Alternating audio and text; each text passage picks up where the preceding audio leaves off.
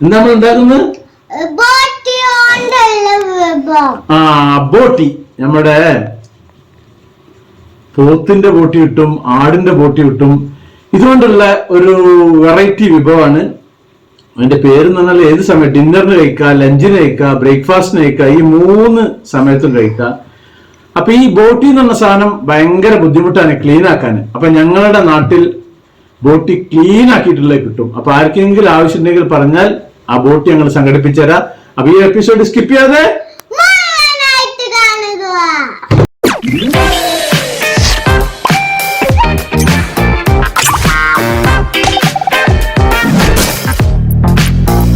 മൂന്ന് വലിയുള്ളി, 3 തക്കാളി, അത്യാവശ്യം വലുപ്പമുള്ളതാ വേണേ, സ്വല്പം മല്ലിയില,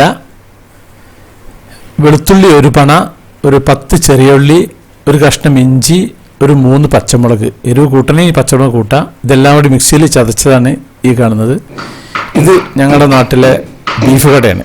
ഇവിടെ ക്ലീൻ ആക്കിയിട്ടുള്ള ബോട്ടി കിട്ടും. ഇതാണ് ആ ബോട്ടി ക്ലീൻ ആക്കിയിട്ടുള്ളത്. നമുക്ക് ഏത് സൈസിലെ വെച്ചാൽ നമ്മൾ കട്ട് ചെയ്ത് തരുകയും ചെയ്യും. അപ്പം ഞാനിപ്പോൾ 1 കിലോ ബോട്ടിയാണ് ഇവിടുന്ന് വാങ്ങിയിട്ടുള്ളത്. അപ്പോൾ അതിൻ്റെ കവറ് വീട്ടിലെത്തിയിട്ട് ഞാൻ പൊളിക്കുകയാണ്. ഇതാണ് ആ സംഭവം, കണ്ടില്ല, കംപ്ലീറ്റ് ക്ലീൻ ആക്കിയിട്ടുള്ളത്. ഇനി ഇതിലും ചെറുതാക്കി വേണം, ഇതിലും ചെറുതാക്കി തരും. ഞാൻ പിന്നെ ഈ ഒരു സൈസ് മതി എന്ന് പറഞ്ഞാണ്. ഇതിനി ഞാനൊന്ന് നല്ലോണം കഴുകണം. അവർ കഴുകിയതാണ്, എന്നാലും ഒന്നുകൂടി നല്ലോണം നമ്മളെ സമാധാനത്തിന് ഒന്നുകൂടി കഴുകുന്നതാണ്.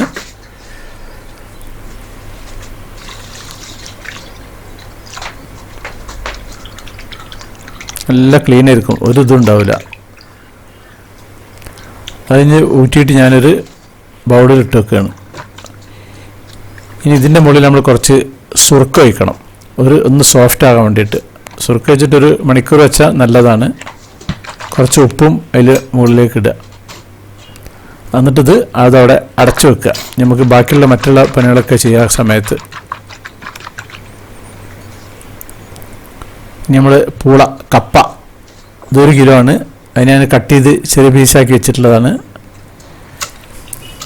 ഇപ്പം ഞാൻ കുക്കറിൽ നമ്മുടെ ബോട്ടീനിട്ടിട്ട് വേവിക്കാൻ പോവാണ്. ഇത് അത്യാവശ്യം നല്ല വേവുണ്ടാവും.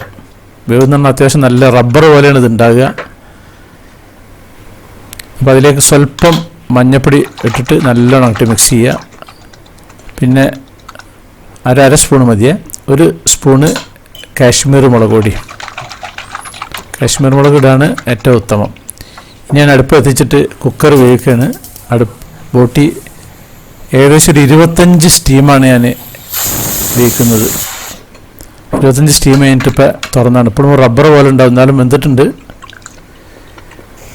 ഇനി നമ്മളെ പൂള, കപ്പ വെന്തുകൊണ്ടിരിക്കുന്നുണ്ട്. അപ്പോൾ അതും വെന്ത് ഊറ്റിക്കഴിഞ്ഞു. ഇനി ഞാൻ അടുപ്പത്തിച്ച് നമ്മളെ മസാല ഉണ്ടാക്കുകയാണ്. നല്ല നാടൻ വെളിച്ചെണ്ണയിൽ ഉണ്ടാക്കുന്നത്. ഉള്ളി ഒന്ന് വാടാനായിട്ടുള്ള വെളിച്ചെണ്ണ മതി. ചൂടായി വരുന്ന സമയത്ത് നമ്മുടെ വലിയ ഉള്ളി 3 എണ്ണം ചെറുതാക്കി അരിഞ്ഞത് കംപ്ലീറ്റ് ഇളക്കുക എല്ലാ ഭാഗവും. ആ കൂട്ടത്തിൽ നമ്മളെ ഇഞ്ചി, പച്ചമുളക്, വെളുത്തുള്ളി ഇതൊക്കെ അതിൽ ഇട്ട് കുറച്ച് മല്ലീൻ്റെ ഇലൻ്റെ തണ്ടുമാണ് ഇട്ടിട്ടുള്ളത്. അന്ന് വാടി വരുന്ന സമയത്ത് അതിലേക്ക് നമ്മൾ ആ 3 തക്കാളി ചെറുതാക്കി അരിഞ്ഞ് അതും ഇടുക. നല്ലോണം വാട്ടുക. 1 സ്പൂണ് ഗരം മസാലൻ്റെ പൊടിയാണ്. പിന്നെ 1 സ്പൂണ് ജീരകപ്പൊടി, ചെറിയ ജീരകത്തിൻ്റെ പൊടി, ഇതെന്തായാലും നിർബന്ധമായിട്ടിടണം. പിന്നെ 1 സ്പൂണ് കുരുമുളക് പൊടി, എല്ലാതും ഓരോ സ്പൂണ്. 1 കിലോ ബോട്ടിയാണേ. പിന്നെ ആവശ്യത്തിന് ഉപ്പ് ഇടുക. 1/4 സ്പൂണ് പഞ്ചസാര ഇടുക. നേരത്തെ നമ്മൾ ബോട്ടി ഉപ്പിട്ടിട്ടാണ് വേവിച്ചിരുന്നത്. പക്ഷേ ബോട്ടിയിലെ വെള്ളം നമ്മൾ ഉപയോഗിക്കുന്നില്ല. അപ്പോൾ ബോട്ടിയിലുള്ള ആ ബോട്ടി മാത്രം, പീസ് മാത്രമാണ് പെടുന്നത്. ഇതിൽ വേവരുത്, വെന്ത് കഴിഞ്ഞ ശേഷമുള്ള ഇതിലിടാൻ പറ്റും. കാരണം ഇതിൽ ബോട്ടി വെന്ത് കിട്ടൂല.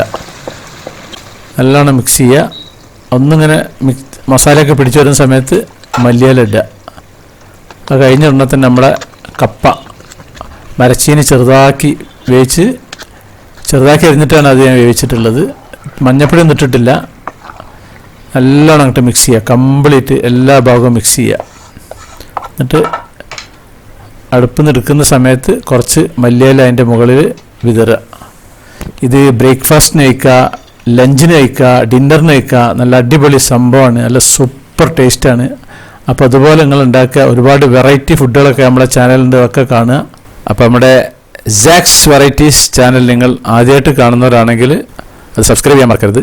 പിന്നെ അതുപോലെ ലൈക്ക് ചെയ്യാൻ മറക്കരുത്, കമൻറ്റ് ചെയ്യാൻ മറക്കരുത്, ഷെയർ ചെയ്യാൻ മറക്കരുത്. എന്നാൽ താങ്ക് യു.